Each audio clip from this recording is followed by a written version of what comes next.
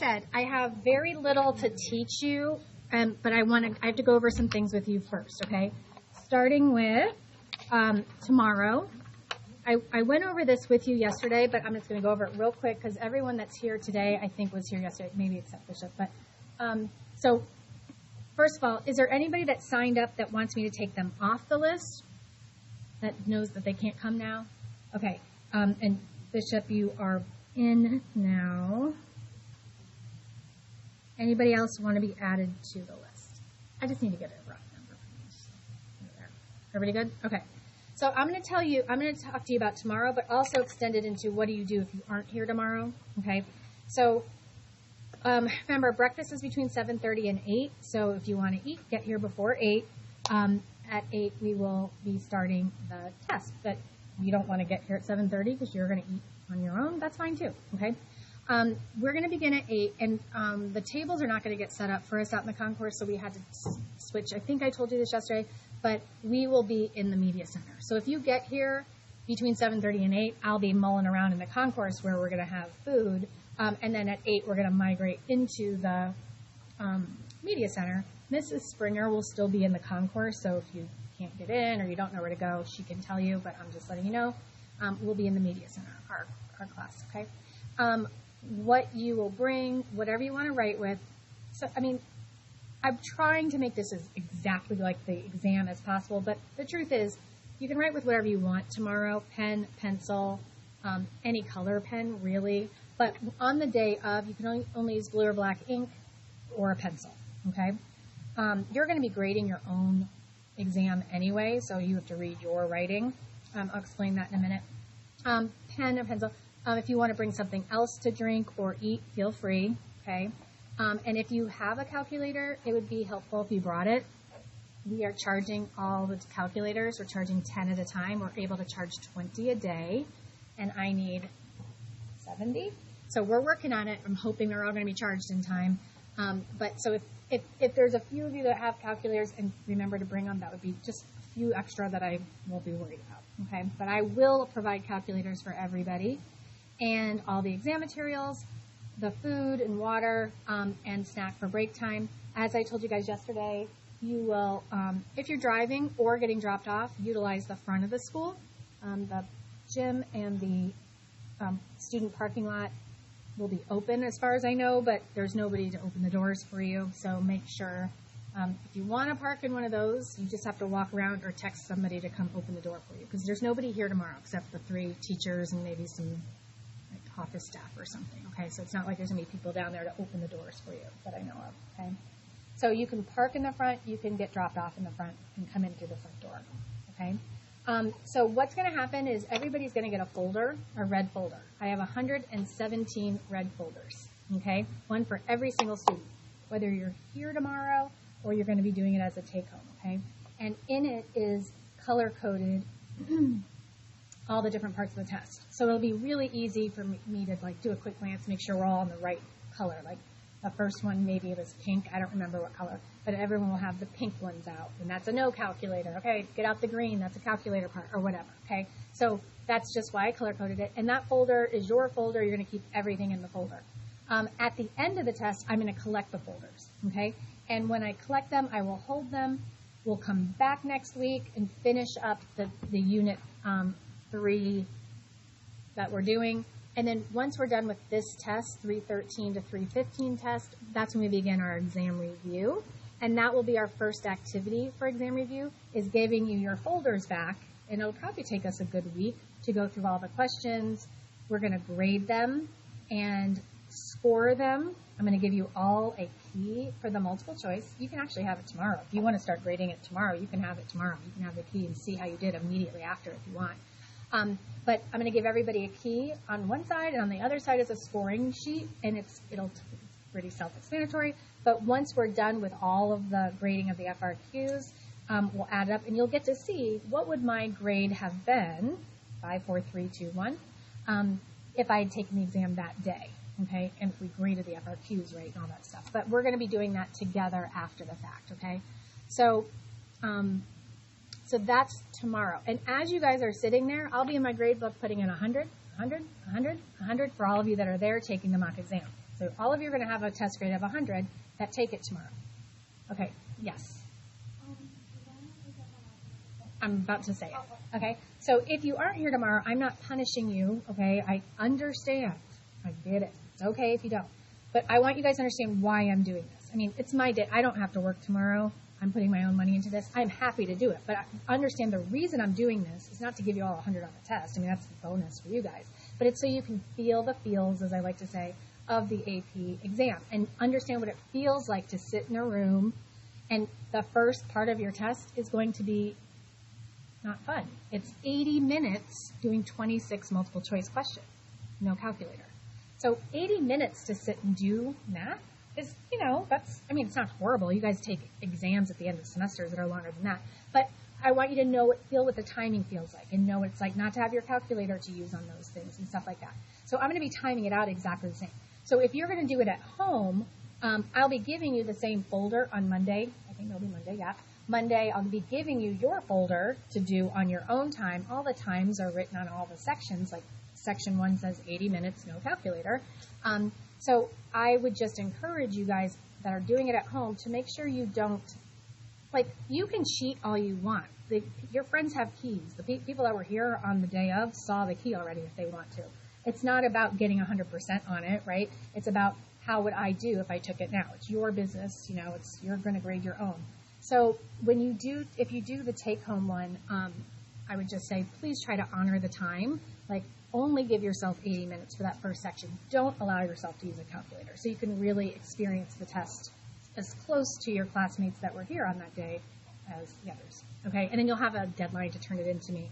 Same thing, you turn it in, I give you the 100%, I hold it until we do the review. Okay? Anybody else have questions about that? Yeah.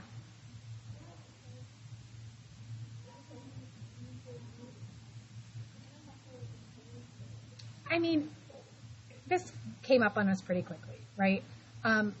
We haven't even started the big review. I have reviews for each unit, back to the beginning of the year, all the way up through the trig stuff and polar stuff. And we'll be working on those and going over the mock exam and maybe have time to do parts of another mock exam in class. I don't know. I'm just kind of working on all that now.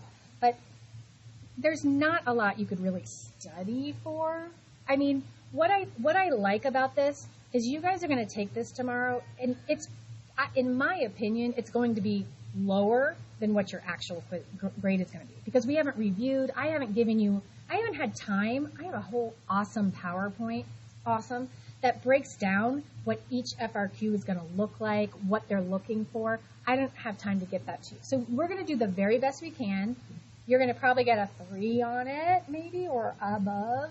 And then I would think you all would probably be another number higher. This is the first year, so it's hard for me to say any of that stuff, but that's what I'm kind of thinking. So I appreciate you asking that. You're the only one that's asking that. But if you wanted to go back through any of your old notes, of course you could. Okay? Any other questions? Yeah. I think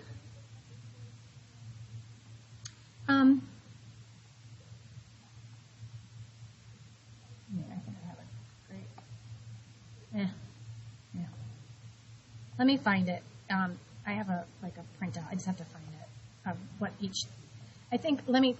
I'll look for it for sure. But off the top of my head, the first section is 26 multiple choice, no calculator. Then it's 40 minutes, I think, 12 multiple choice with a calculator, and then 4 FRQs. What were they? 20 minutes each? 15 minutes each. Yeah, right. So an hour of FRQs. But I could be off by 1 or 2. I think I'm right. Okay. Anything else? Okay. Remember yesterday we figured that some people are missing the even pages?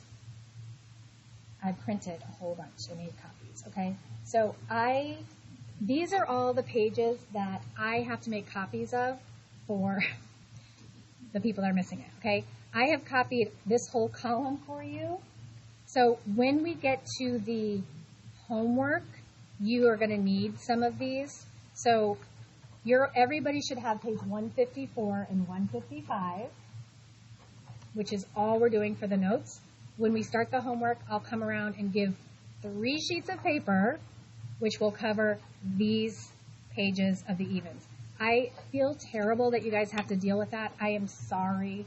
I don't know why some of yours are good and some of them aren't. Some of these pages, I had to do 2 to a page. Some of them, I did 1 to a page because it was important about the graphing, so I didn't want you to have to graph in teeny tiny graphs. So that's why you're getting so many pieces of paper throughout the next week. Understand, if your notebook is messed up, it'll be like 161 and on the back is 163. So there's nowhere to put 162 in the middle. So I made them green so that when you're missing a page, you know to go to your green page and it's going to be on there, okay? So you can stick them in your notebook however you want, but I tried to do it the best way I could to help you guys, and I'm sorry if that happened, but I'll give those to you, and I'll get the rest of them copied next week and out to you next week. This gets us through Monday, so today and Monday, maybe even Tuesday. Okay. All right, we ready to start? Yes? Okay. All of you were here yesterday.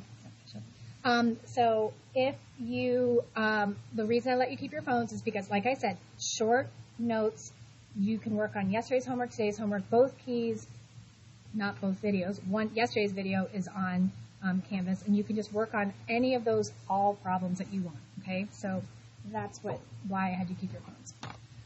Okay, so we are going to revisit the formulas we talked about yesterday. So yesterday, in this mess, let me highlight. Yesterday, we learned the relationship between polar and rectangular coordinates, and we learned these 4 formulas, okay? And we're going to use those same 4 formulas for what we're doing today. So yesterday, we used those to change coordinates, ordered pairs, from, excuse me, polar to rectangular, and then also rectangular to polar. You can go back and forth. We're going to do the same concept, but with equations. So we did coordinates. Now we're going to do the same thing with equations using these 4 formulas. These 4 formulas, if you notice, one side of all 4 of them is in rectangular form, meaning it has x's or y's, and one side of the equation is polar form. So you use these, so in polar form is r and theta. So we use these formulas to substitute out an x or a y for r or theta, and vice versa. Okay, and that's what we did yesterday with the coordinates. You'll have some of these in your homework today too. All right, so those 4 formulas are going to be used again. Let's do the easiest. Well, they're all easy actually. So when I look at this equation, I know it's rectangular because it's got x's and y's in it. I want to replace all the x's and y's in my final answer, no x's and y's, with r's and or theta. Sometimes you have both, sometimes just one or the other, depending on what we're working with. When you go the other direction, in a minute, we'll go from polar to rectangular.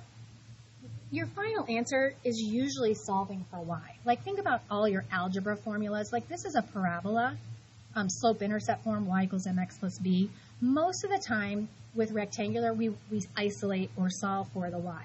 So the new type that we're doing, which is polar, you might want to write it, polar equations. Your final answer, besides getting rid of x's and y's, you want to solve for r. We always want r by itself. Isolate the r. Okay, so we'll get to that soon enough. Let's look at our rectangular equation here and think about, remember, whatever, the formulas that I just was showing you and what we can substitute in for y and for x. The first 2 we learned were x equals r cosine theta, y equals r sine theta.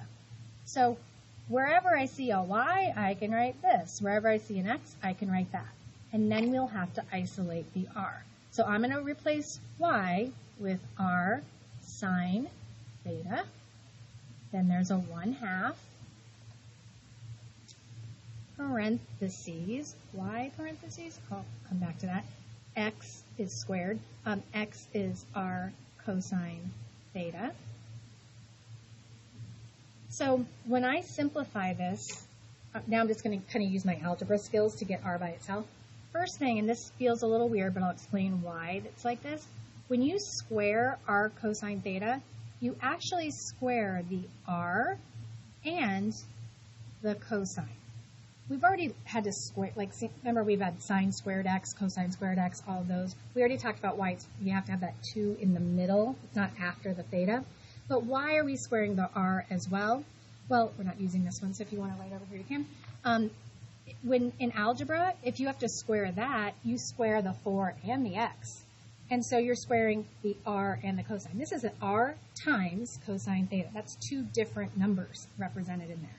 So you would square that and square that. So it's the same idea. We square the r, we square the cosine. That's why I use the parentheses. That's why we got to that.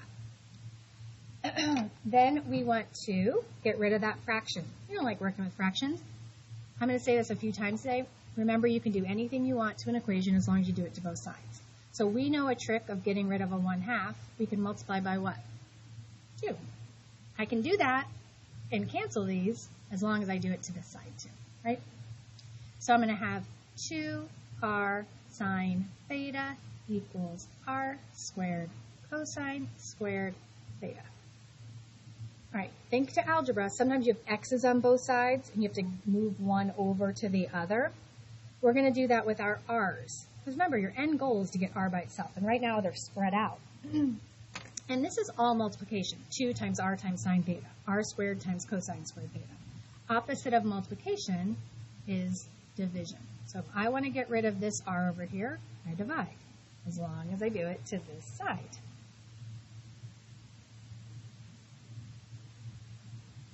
So guys, look, I can simplify this. I have 2 r's on top and 1 on the bottom.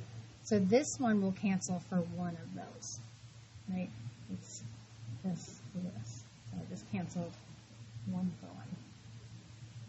And believe it or not, oops, I got my arm. We're only one step away from solving this. We want r by itself. We're going to divide, yeah.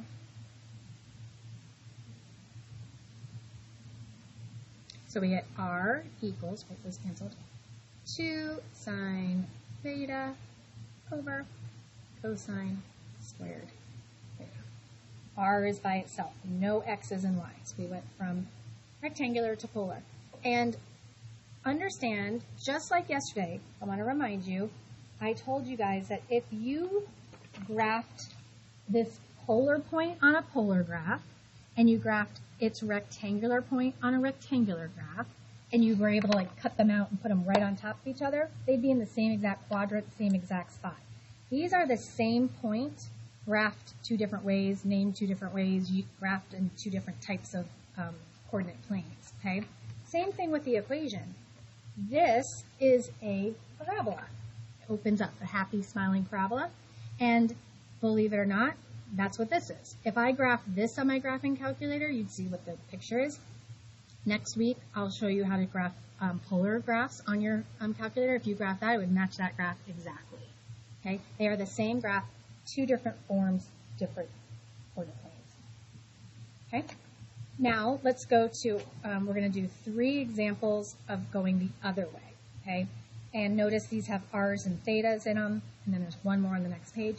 These are going to rectangular form. So we want to change r's and or thetas to x's and or y's, okay?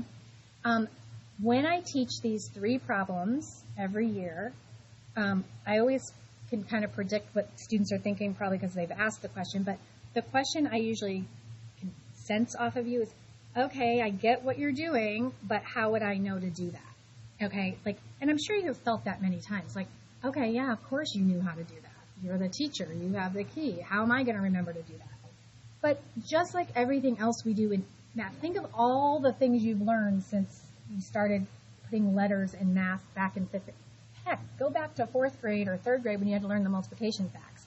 Didn't you think at one point in your life, there's no way I'll memorize all this. There's no way I'm going to be able to recall slope-intercept form, points, like all that stuff. But you do, because you interact with it more and more. So just trust me, we're going to use some creative algebra here, and it's going to make sense. They're very short problems, but there's not many different ones you encounter. So like the 3 I'm going to do are pretty much the 3 you'll ever see. So once you work with them in the notes and then in the homework, you kind of just know what to do.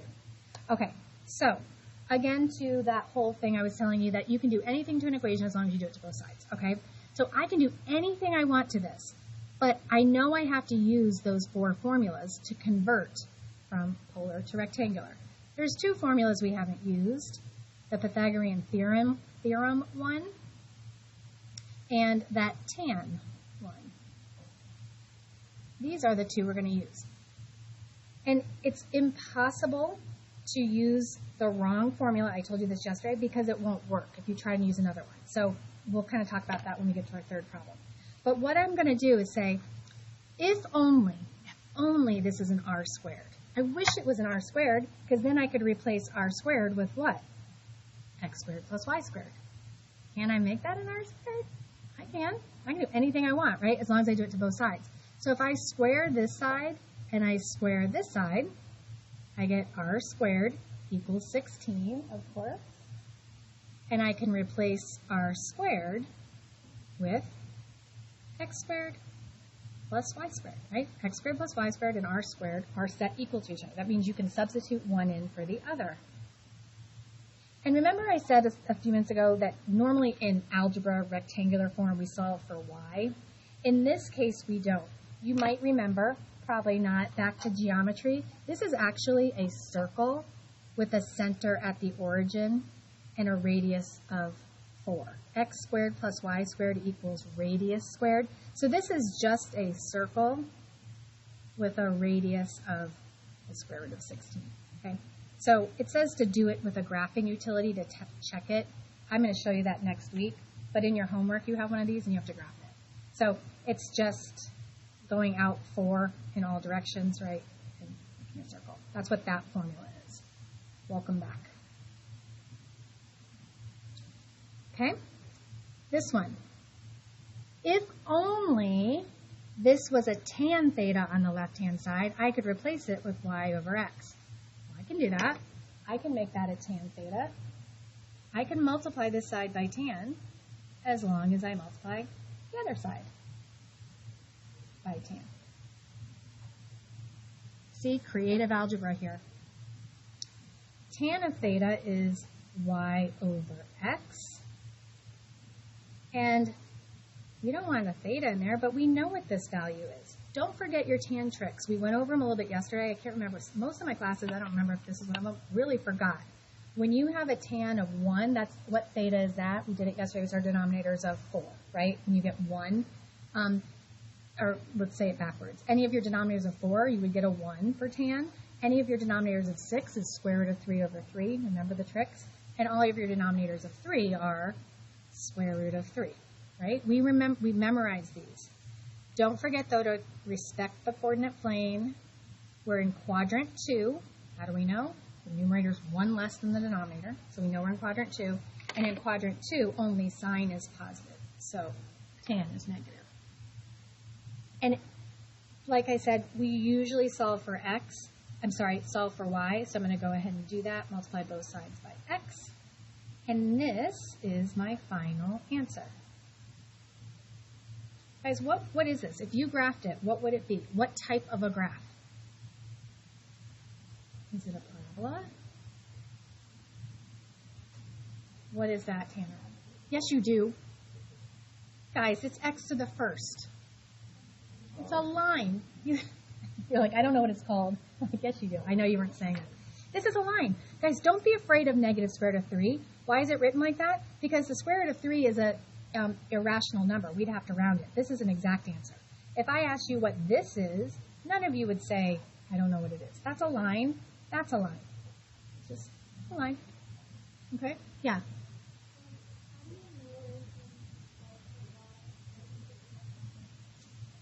Like, are you talking about like the difference between these two?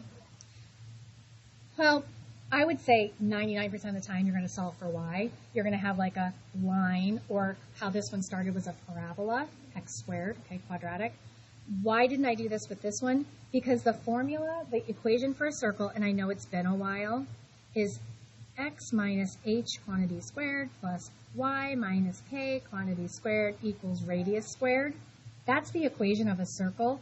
When there's no h or k, that means your what? No, I'm answering her question. I'm just reminding you, guys that this form of an equation, x squared with a plus and a y squared equals a number, that's a circle. And I know you didn't just remember that right now. I'm reminding you, okay? So that's a circle. This is the formula for it. H and K would be if the center was moved somewhere else. We don't have anything like that. Don't worry about it. But there's no H or K. That means the center of the circle is at 0, 0. Okay, so good. But any other time, I would say you're really only going to get the same 3 problems. Okay, so this one, and one more. Coming at you. Last example, then you have the rest of the time to work, is this one right here. Okay, so, she just gave us a problem, like she's me.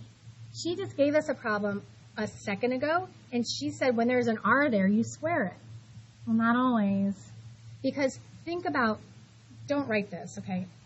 We're not doing this. Don't write this. If I squared that side, then I would have to square the other side. So that would be square the radius, and then I'd have cosecant squared theta. Okay? So great, I could change that to x squared plus y squared, but what do I do with that? I don't have any way that I can think of, personally, of how to change this using one of my formulas to x and y. So the only time you're going to use the method that I just said is if it's just like one number over there. Square that side, and then you would have like that, like the problem we just did. So instead, how about this? This takes a second to notice it. So 2 times cosecant is 1 over sine. Why did I do that? It was a good idea. Plus, the 4 formulas we have no cosecant in them. There's no cosecant anywhere on those 4 formulas. But I know that I have sine somewhere in there. Okay? I don't know. Let's put them together. I do know. I'm just acting. Okay? I do know what I'm doing. Don't worry about that. Don't be scared. Okay, so even if you have no idea where I'm going, because we are one step away from the final answer, what's an idea of something you could do right here? Just algebraically. Yes, that's right, Ty. Multiply by sine. We want to get rid of the fraction. We always get rid of fractions if we can. So if I multiply this side by sine x and this side by sine x, I get r sine x equals 2. Remember, my goal is to get rid of, is that theta, x theta, whatever. I guess that kind of confuses you because I say switch everything to x and y, but this is a theta, right? That's an angle measure.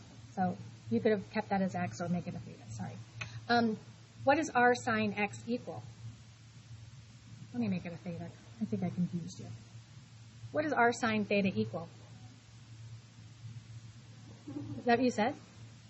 Okay. That's it. R sine theta, y equals r sine theta. That's one of our formulas. So when you see this business, get to sine or cosine, because you might get one that has secant, and you change it to cosine, and then you'll get this. What kind of graph is this, guys? It's a line. This is a horizontal line, right? Y equals, it's a horizontal line. Remember Hay and Bax, horizontal asymptote y, vertical asymptote x. Way to remember it, Hay, Bax. Okay, that's it. So let me explain the homework.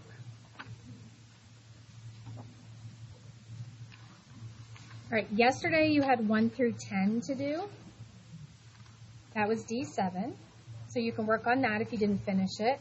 Did I do any with you guys yesterday? Okay, I'll do 1 through 6 with you just because I wanted to review that with you anyway. So I'll do 1 through 6 from yesterday. If you did it already and you're good, move on, ignore me. Okay. This is today's homework. Let me explain what I wrote underneath it. Listen, yesterday's homework got cut short. The class got cut short. Your notes were cut short. So I changed the homework to 1 through 10, but 13 through 16 that I added on to today is from yesterday's notes. So Bishop, not calling you out again, but I am, just to make a point. 13 through 16, you guys learned how to do that yesterday. All of you that are here right now can do these, though. These are from today's notes, okay? Yesterday's notes, today's notes, all of this is today's assignment, okay? Now, I know you need some paper from me. I'm going to come and do that. If you are frustrated with waiting on me, maybe start working on these if you want to. And then when I'm done passing out the paper to whoever needs it, I'm going to do 1 through 6 with you guys or anybody that wants it. Some people are missing the even pages. Do you have page 162? You'll know it right now. If you don't have page 162, you're going to get 3 pieces of paper. Do you need that? Do you have it?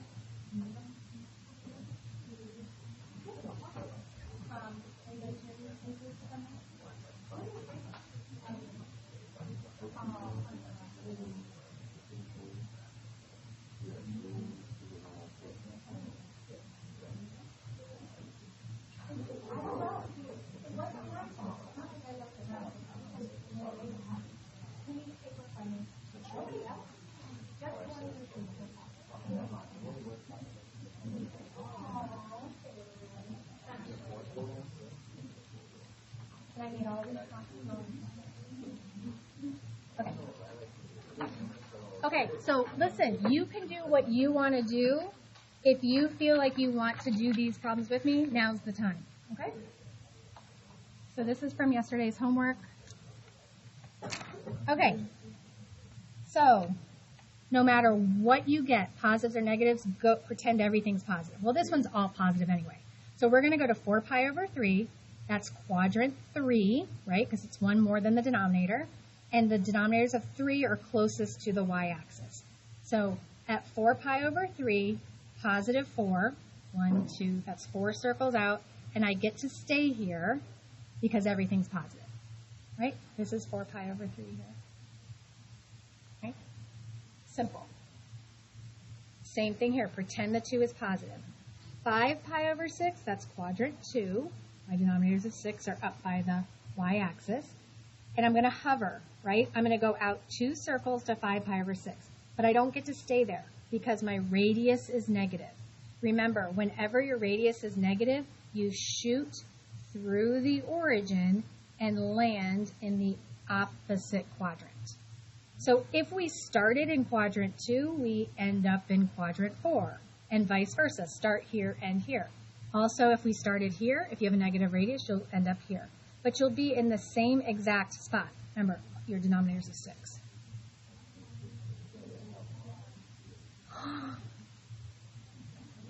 You guys are paying attention. You're so good. So yeah, it's going to be, dang it, and I'm recording this. Good job. Yes. You were paying attention. I'm so proud of you guys. Yeah. No excuses, but it's my reason. 3 hours sleep last night. 4 hours sleep the night before. I don't know why I'm not sleeping. I just wake up in the middle of the night and I swear I think about this class. Not 6th period, but pre-cal. It's on my brain. Okay, next one. Remember, pretend everything's positive, go there and hover. So 3 pi over 4 is in quadrant 2, right in the middle. Remember, we don't always have a line for everything, but it should be between my denominator of 3 and my denominator of 6. So if it were positive, notice I'm using a pencil, if it were a positive theta, I would go out 1, 2, 3, so it would be there. Okay, that's where it would be if the theta were positive. But since our theta is negative, we cross the x-axis. If we start in quadrant 1 or 2, we just drop down to 3 or 4, same exact spot, and vice versa. If we start in 3 or 4, we end up in 2 or 1. So I'm just going to cross the x-axis. I would be out 3 circles. That would be here, in between, right there. So again, when your radius is negative, you go through the origin, right? When your theta is negative, you cross the x-axis. And sometimes we have to do both. We have to make 2 moves. And remember, it does not matter, ever, which one you do first. So first, let's go hover at where they're both positive. So I'm going to go to 5 pi over 3. That's quadrant 4. How do I know it quickly? Because the top is more than 1 more than the bottom, right? If it's 1 more, it's quadrant 3. So my denominators of 3 are closest to the y-axis. So 5 pi over 3 out 5 circles would be right here, right? This is 5 pi over 3. So if everything were positive, I'd have my point right there, or that 5, that 6, okay? But it's not there. So I can do one or the other. It doesn't matter. I can shoot through the x-axis, then shoot through the origin, cross the x-axis, or cross the x-axis, shoot through the origin. Either way I do it, I should end up in quadrant 3. This is quadrant 3, okay? So pick which one you want to do. -5 5 brings me up here. Negative 5 pi over 3 brings me down here. So what am I at? 5, that would be right there. That would be my final resting place. 2 moves, do whichever one you want first. Yay! Everybody's positive. 3 pi over 2 is down at the bottom, right? And go out 6 circles. You get to stay there because everything's positive. And this one is kind of like a weird one because if everything was positive, we'd go out 4. It'd be right here, right? Because this is pi. But we have a negative radius, so we have to shoot through the origin that brings us here. And that actually is our final resting place because you can't flip over yourself. If you're on the x-axis, you can't go above it or below it. So you really don't make a move at all for that. Okay? Good? Say it again. Given the polar coordinates, let's find, he asked for this, I'm doing it. Polar coordinates, find the rectangular, okay? So I'm going to use these 2 formulas because that's what I have. I have r and I have theta. I need to know what sine and cosine of those are. So negative pi over 3, think about your unit circle. Let me just use this to do it. Pi over 3 is here. So negative pi over 3 cross the x-axis would be here. So the ordered pair right here would be 1/2 negative square root of 3 over 2. Does that make sense, Ty? So radius is given, 3. Cosine of that angle is 1/2. So I get 3 over 2 for x. Good. And then over here, 3 times sine, that's a negative.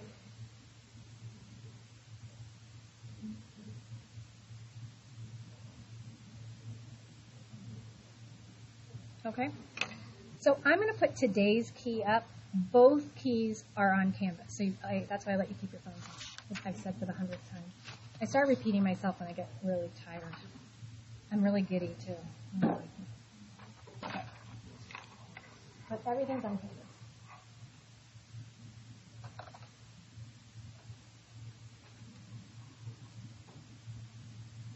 13 and 14, I put all 4 options. It says to pick 2. Remember yesterday I gave you all the different ways you could write the point another way? I put all 4. The directions tell you to pick 2, so don't feel like you have to do more work than what I did.